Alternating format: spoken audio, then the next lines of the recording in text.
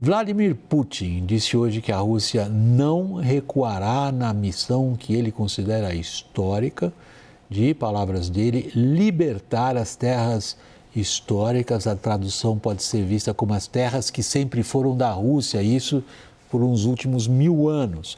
Terras essas que hoje estão no estado da Ucrânia. E previu que como ele disse, porcos europeus, está falando de líderes europeus, que apoiam Kiev, vão perder o poder. Acompanhe.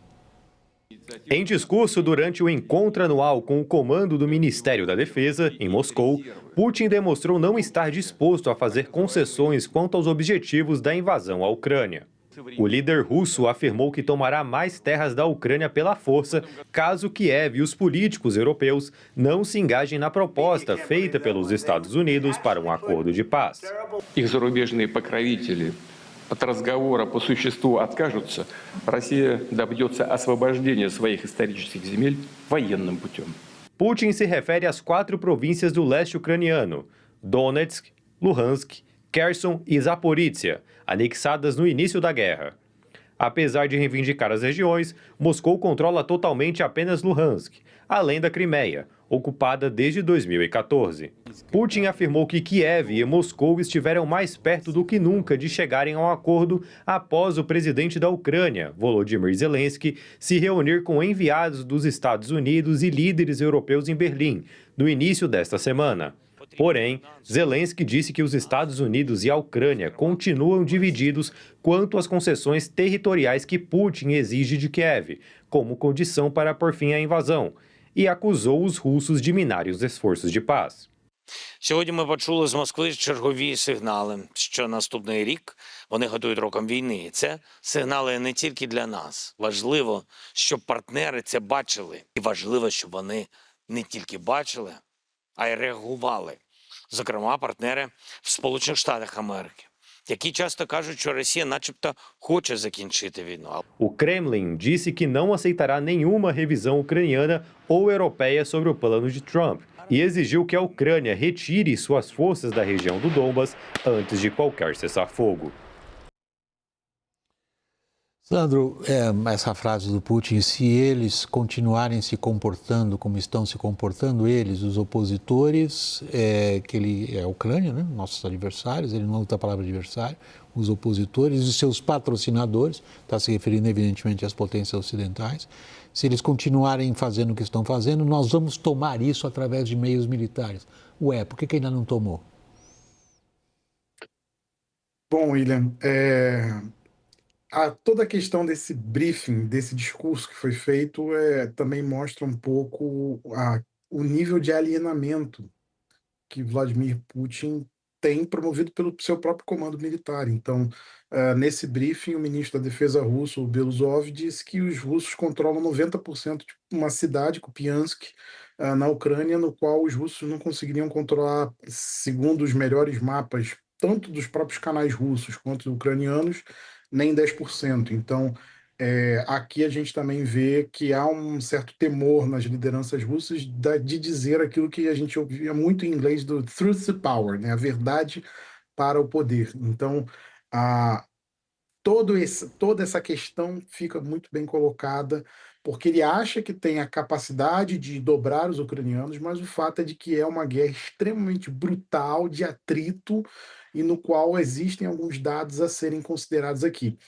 Mas há um outro ponto que eu queria levantar, William, que é o seguinte: a declaração dele é muito forte, e ele separou os Estados Unidos nessa declaração, ele direcionou muito a declaração para a Europa, porque nessa semana os líderes europeus estão em Bruxelas discutindo os destinos de 247 bilhões de dólares russos que estão congelados na União Europeia, dos quais 217 em bancos belgas. Então, há uma pressão russa para que esse dinheiro não seja usado, e aliada a essa pressão russa há uma pressão americana, mas aí não é uma pressão aliada americana, é uma pressão de interesse americano, porque se esse dinheiro for para a Ucrânia, o último país que verá esse dinheiro a ser usado seriam os americanos. Então, não interessa a eles nesse momento isso.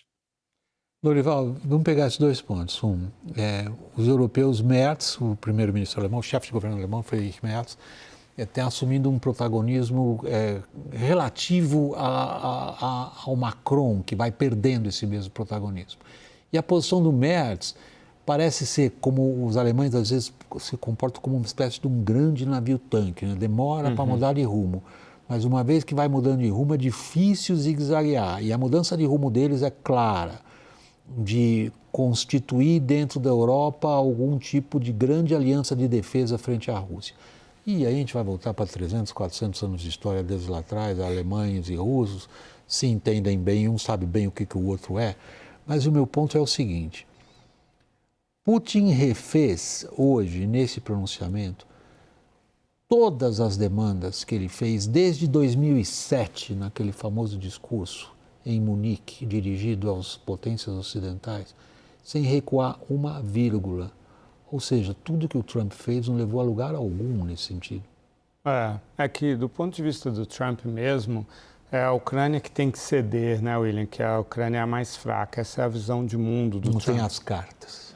Não tem as cartas. Então, a Rússia é mais forte, portanto, o mais fraco que a Ucrânia tem de ceder. E o sentimento do Trump é que a Ucrânia está atrapalhando o Trump a ganhar o Prêmio Nobel da Paz. É a isso que se refere a questão. Essa expressão que o Putin usou hoje, Skono Ruski Zemil, que são as terras originais russas, é a expressão usada no Império Russo para se referir à Ucrânia e, no fim das contas, ao Principado de Rus de Kiev, que foi criado em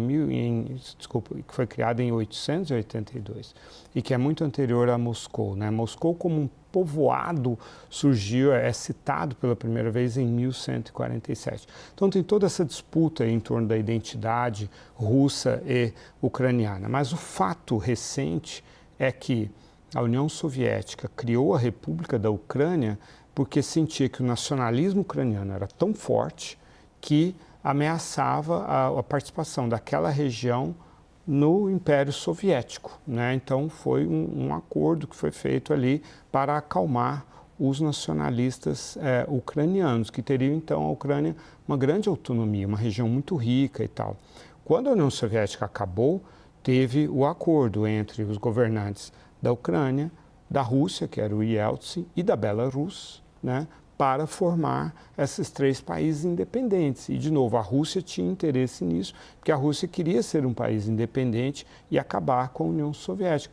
Esse é o status atual das coisas. Quer dizer, a Ucrânia é um país independente reconhecido pela Rússia, né, pela Rússia de Yeltsin. Agora, esse é o grande revisionismo que o Putin está tentando fazer. Só que, militarmente falando, nas últimas semanas, a Rússia não está indo bem, né? E foi muito importante o Sandro ter citado Kupiansk, porque realmente Kupiansk e outras áreas, os russos estão perdendo território neste momento. E teve ainda esse lance espetacular do uso de um drone submarino que provavelmente tirou de operação um submarino russo, né? No Mar Negro. No Mar Negro. Então, não é um momento em que a Rússia está com a iniciativa. Em outros pontos ela está, mas em alguns pontos muito estratégicos ela não está. Então, a questão gira toda em torno do humor de Donald Trump, porque, do ponto de vista militar, estratégico, há uma oportunidade, sim, de a Europa, junto com a Ucrânia, resistirem à Rússia. Então, esse discurso do Putin hoje, talvez, eu de forma alguma tenho a ambição de tutelar audiências, né? Para a audiência brasileira, eu acho que o Sandro e você vão concordar comigo com o que eu vou dizer agora. A gente não tem a mesma compreensão de história que tem esses países europeus. A gente viu isso na Guerra dos Balcãs, na Guerra da Iugoslávia, o quanto uma batalha no século XIV tem presença no imaginário popular do século XX e XXI. Se a gente pegar poloneses, alemães, russos e outros países ali da área, a noção que eles têm de história é que acontecimentos de 200, 300 anos atrás, particularmente os poloneses com as sucessivas partições do país, pelos impérios russos e pela Prússia.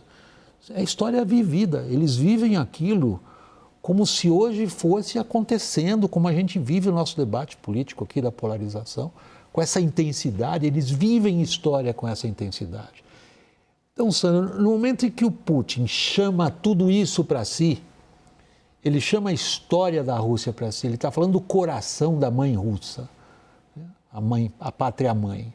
Ele está fazendo isso também para os outros.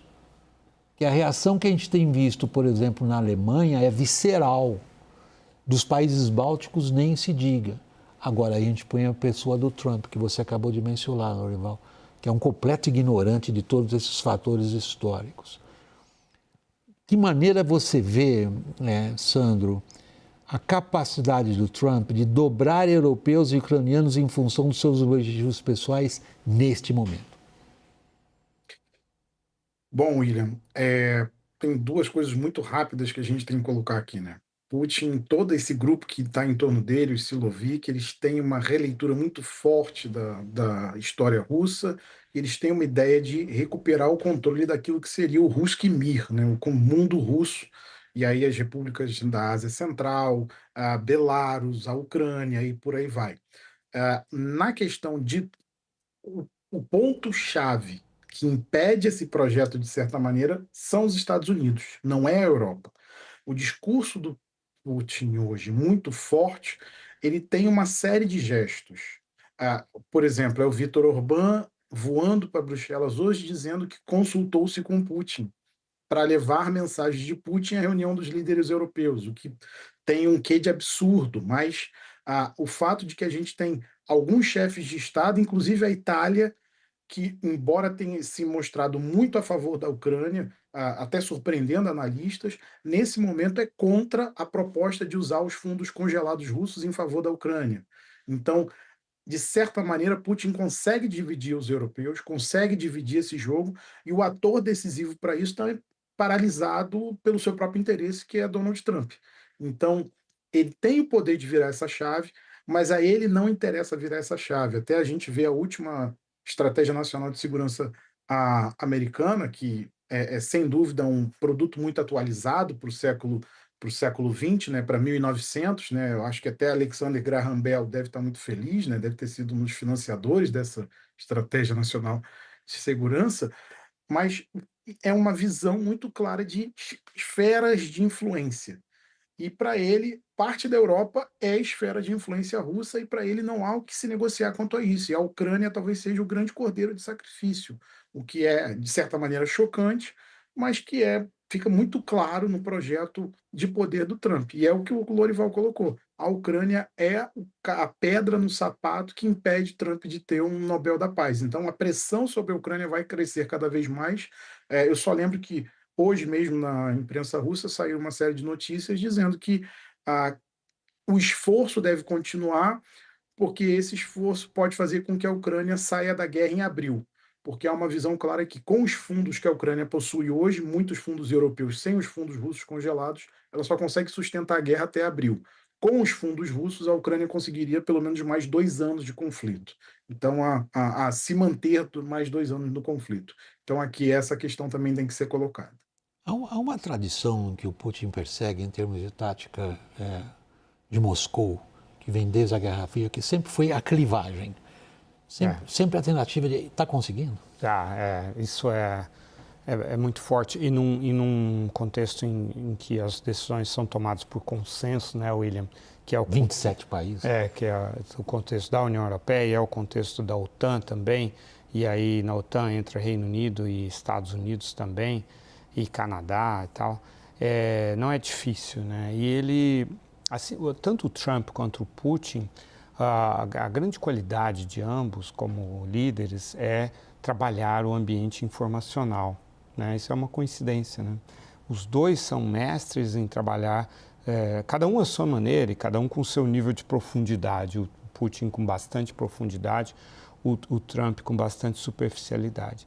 Mas ambos olham muito para a questão das percepções e das sensações. E ele conseguiu instilar o medo na população europeia de que ela talvez venha enfrentar a Rússia numa guerra nuclear destrutiva se ela insistir em ajudar a Ucrânia. E isso tem funcionado.